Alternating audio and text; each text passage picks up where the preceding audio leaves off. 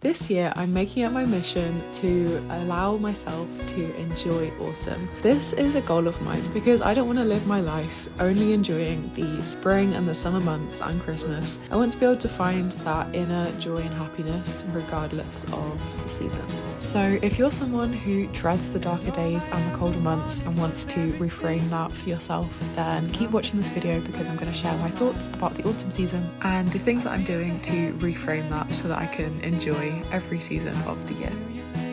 The first thing that I'm doing to reframe the negative thoughts about autumn in my mind is to consider that there are so many good things about autumn and that all of the different seasons have something different to offer. Don't get me wrong, that doesn't mean doing the same thing week after week, month after month, but rather adapting my behaviour to suit the external world and to suit myself. I'm the sort of person who loves spring and summer. I love being outdoors, I love being in the sunshine, and I don't know, something about the colder days, the darker days just really gets me. But this year I want to change the narrative on that, and I want to be able to enjoy autumn and appreciate it for what it is, because it's too big of a length of time to spend just wishing it away and wishing it could be something that it's not. I think that autumn is a period of transition. It's a change from things being in full bloom to things returning to how they once were and returning to the earth. And there's something really beautiful about that. When you stop to look for it, there's actually so many qualities about autumn that make it really important and really valuable, and that actually align with the sort of person that I want to be.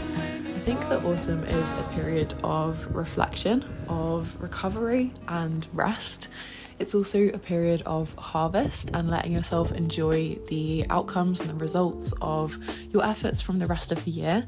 And it would be such a shame to rush through that season without appreciating and celebrating everything that you've done. Yes, it might be colder, it might be darker, but also there is so much coziness in that, and you can find some real moments of appreciation and rest and renewal in those slower times when you can sit back, appreciate, journal on the sofa, turn on some candles and light your fairy lights. I don't know, I just think there's a lot of beauty in it that I often rush past and often overlook because I'm sort of wishing it away and wishing that it could be spring and summer. And as well as the seasons being reflected in the external world, I also think this relates to my internal world as well. I find that my self-worth is higher when there's something tangible that I can point to say, yes, I've done this thing, therefore I value myself and I respect myself. But what happens when it goes wrong, and what happens when something else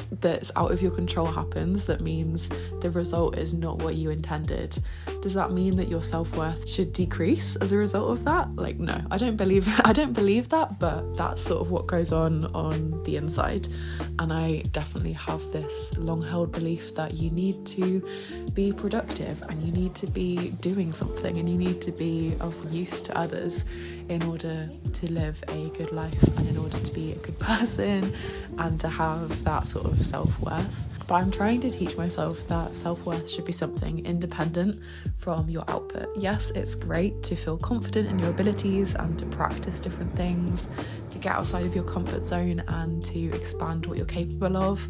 But I would also love for my confidence in myself to come from an inner source of self-worth rather than needing external things to happen. And even if we do say for a second that those external results are the source of our self-worth, they don't come from purely acting. They come from this balance between being and doing, the balance between rest and going out and taking action.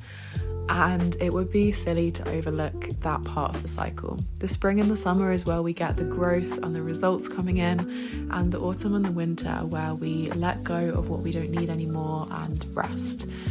And I am so guilty of only prioritizing and only valuing the outputs and the growth stages. And I just really would love to reach a point where I value all parts of the cycle in the same weight. That is sort of what I'm practicing this season. That's my goal for this autumn, is to be able to appreciate autumn for what it is. And I'm sort of doing that by trying to let go of some of the guilt that creeps in when I stop and when I'm resting. and when I say no to things that I know aren't going to serve me in that moment, and also in going out and appreciating all of the beauty of autumn, the oranges, the golds, the beautiful crisp mornings.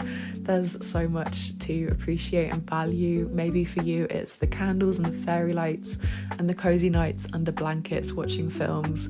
I just think that there's like so much that I overlook, and so I'm trying to value more of it. I don't want to live my life only appreciating the spring and the summer and not taking stock and letting myself enjoy all of the rest of the great seasons, you know? Anyway, I hope you've enjoyed this video. I really feel like this one is just coming straight from the heart. Thank you so much for watching. Leave this video a like, and I'd love to know your thoughts on autumn and what it means to you in the comments. So please let me know. I'd love to hear from you.